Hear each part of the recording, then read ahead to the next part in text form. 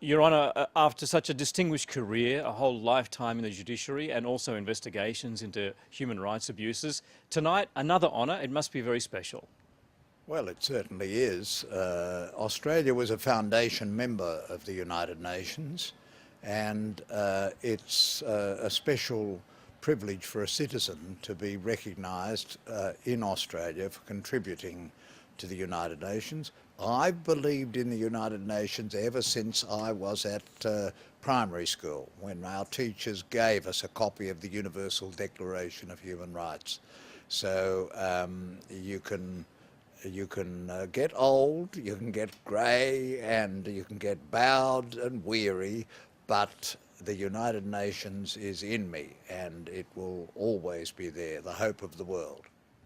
Many years ago, after your investigation into human rights abuses in North Korea, I heard you on UN Radio and you talked a lot about love. I'm wondering whether we need to concentrate a little bit more on the currency of emotion rather than the nuts and bolts of humanitarian efforts. Well, I've always thought that human love and empathy for one another lies at the heart of the principles of universal human rights, which are expressed in the Charter of the United Nations and in the Universal Declaration of Human Rights, which Eleanor Roosevelt pioneered. It's why we feel empathy for other people, because we know what the life of a human being is. So love is not irrelevant to the United Nations. But I have to say, this is a pretty grim time. There isn't too much love about, and it's particularly disappointing, I say this very respectfully, that the United States of America, which was one of the founders of the United Nations and which had such strong commitment to the United Nations, is now walking out of the Human Rights Council, is now challenging the proliferation, the non-proliferation of nuclear weapons. It's really a very worrying thing. I mean, you can expect some of the enemies of human rights to do this, but when the great friends of human rights begin to do it, then it's a matter of concern. So love is a good idea, but getting a bit of nuts and bolts and action is also very important, practical solutions.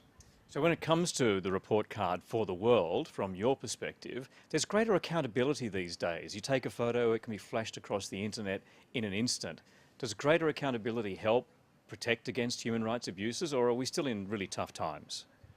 I do think that the Universal Periodic Review, which we now have, is a very good invention, a very good development, and that means that every country is going to be picked up and examined, and the scorecard is going to be given to it against the principles of the Universal Declaration of Human Rights and the great UN treaties. So to that extent we've got more accountability.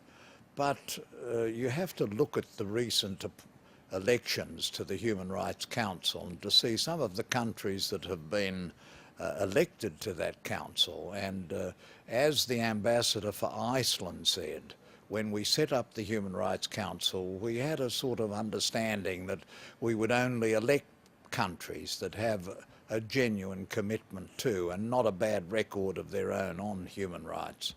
But I'm afraid even there the developments of recent days has not been good.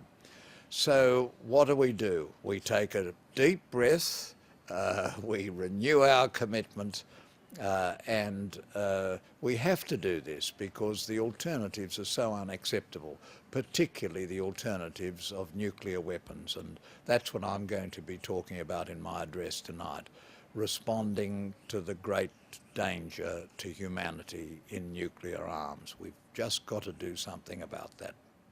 Look forward to hearing that, and congratulations once again on your recognition tonight. Thank you very much.